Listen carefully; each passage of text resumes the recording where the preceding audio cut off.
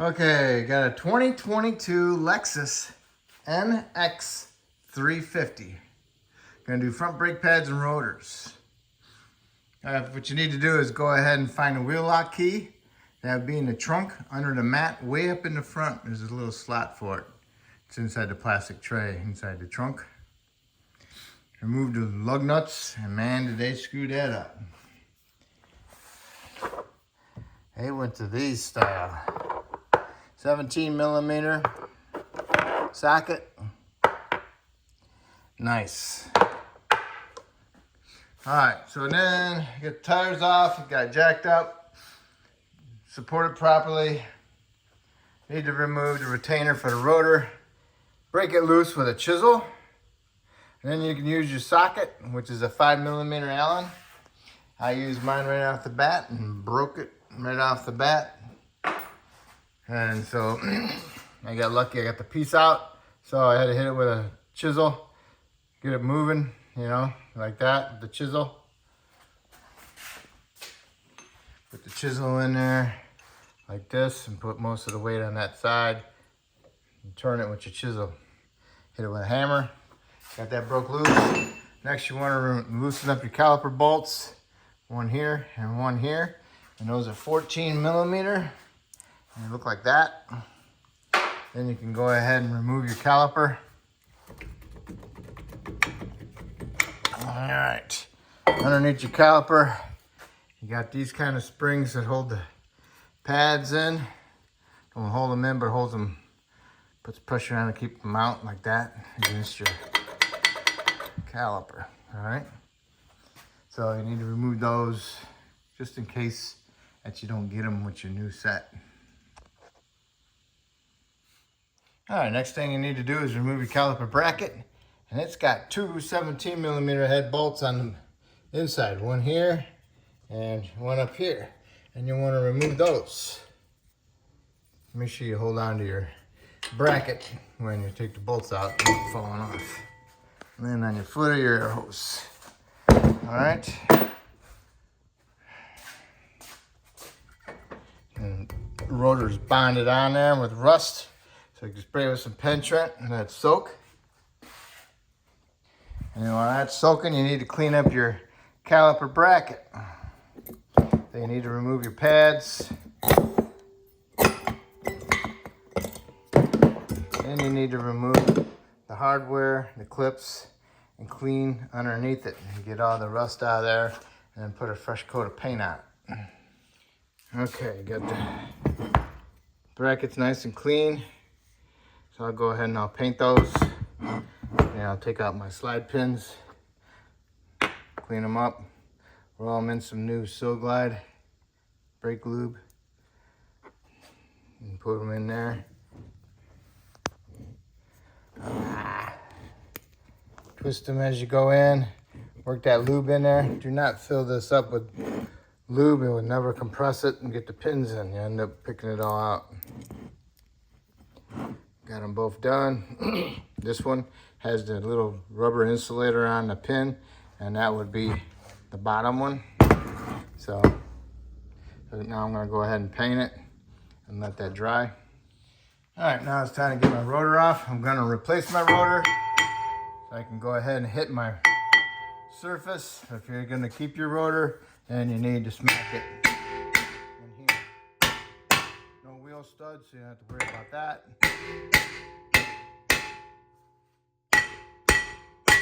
Vibration breaks them loose. Okay, and I had that on there to help hold the rotor from keeping it from falling down on the ground and cutting my hose or smashing my foot. Okay, you see this surface is kind of a little bit rusty. It needs to be a nice clean surface, so have a nice true surface so it won't cause your rotor to wobble, have any high and low spots because of the rust in there. And if you have a wobble in that rotor, you'll feel it through your brake pedal, and then it'll give you a bad brake job. So you need to clean that up, and once you get that cleaned up, you put a light film of anti-seize on it. Next, you want to clean up your caliper, and then wire down some wire brush and inspect your boots and pistons. Make sure you're not torn or leaking any fluid. Then you can use your tool to push the pistons back in. If you don't have this tool, then you have to use an old brake pad and a C-clamp. You know, like that, and tighten it up, and then I push the pistons in. Okay. So now that's all ready to go. Now what I need to do is put some anti-seize on there, put our rotor on there, and then get our bracket ready. Okay, I got a little bit of anti-seize on my hub. All right, all the way around on it, and to help keep it from rusting. All right, so I put my rotor on there, but before you put your rotor on there, you want to wash it with some soap and water and then dry it off. And then you can go ahead and put the rotor on. And it doesn't have the hole for the retainer. So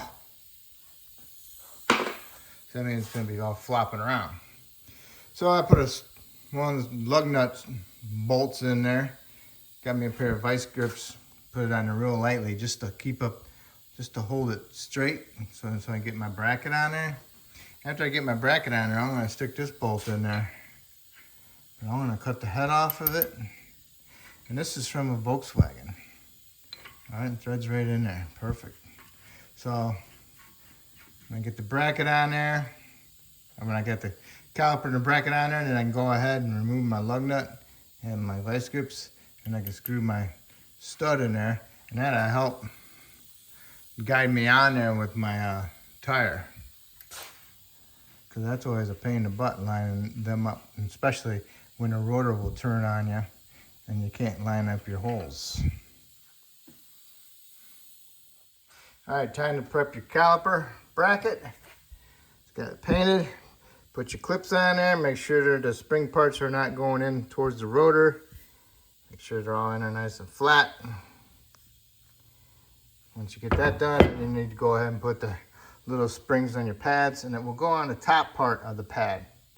All right, so if this is be the inside on the driver's side, that'd be on the top. Okay, caliper bracket is on there. Snug up your bolts. Remember the 17mm ones. And then you want to torque them to 80 foot-pounds. After you get that done, now you need to put your pads in there. And got some springs on there, so you gotta be careful with that and that one. So you gotta do is put this one in here. Kind of hard.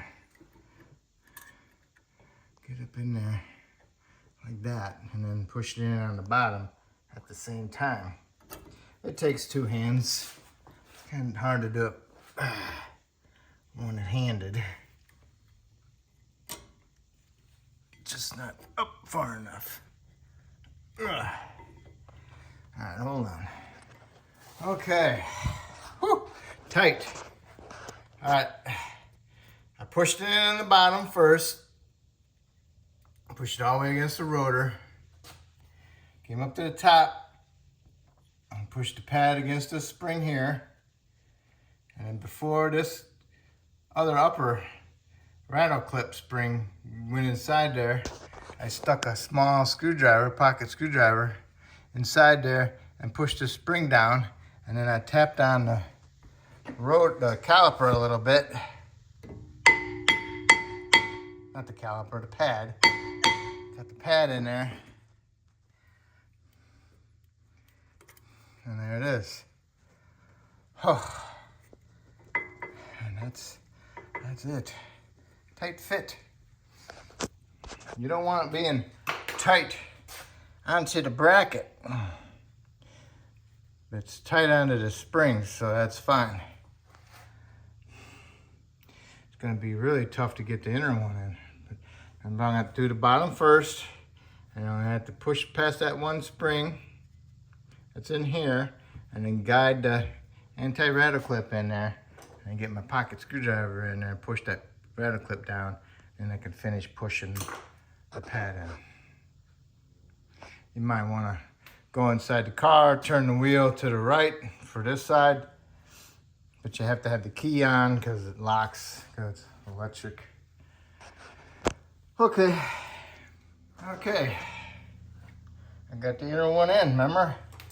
Push in the bottom, go on the top, push against this spring, push that in there, get the pad in there, and then this spring and the rattle clip is still hanging out, and then stick your screwdriver underneath it, pry it down, and tap on it with your hammer. Make sure it bottoms out against the rotor. Once that's done, go ahead and put on your little spready springs. Okay? Alright. Make sure you use a light so you can see what the heck you're doing. Alright, next we need to do is go ahead and put our caliper down on there. Make sure the hose isn't twisted. Okay? Then you can put your caliper bracket bolts. Caliper bolts in, and these are 25 foot-pounds. Alright, my caliper is on. The line is not twisted. Got my bolts in, snugged them up, torqued them to 25 foot-pounds. It's all set. Now all I need to do is just go ahead and remove my little vice grips. They weren't even on there hardly anything. Just keeping it centered, that's all I'm doing. So I don't have a fit about the crimping on the front threads. Alright, so now here we are. I got this. And I slotted it so I can give me a little screwdriver in there.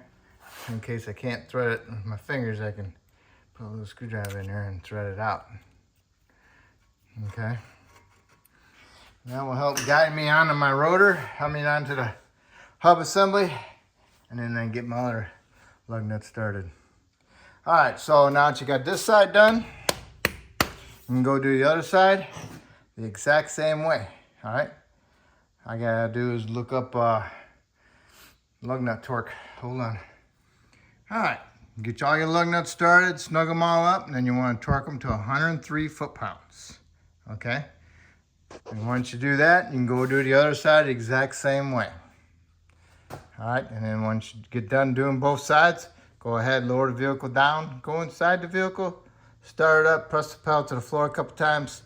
That way it pushes the pistons against the pads and you take up the gap so you'll have a decent firm pedal when you do put it in drive or reverse. So just make sure you do that before you do put it in drive or reverse, otherwise you won't have any brakes for a couple pumps. So all right, so hopefully and double check your brake fluid, top it off as necessary, and verify the type 3 or 4, and that'll be it.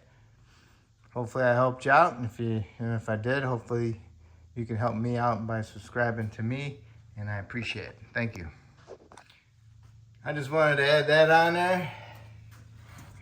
Oh man, need to make that for the Volkswagens. They're the same way. All German cars are that way. Hopefully that'll help me out. All right, hopefully you can find the same bolt. Hey look, now I can use it for that. All right.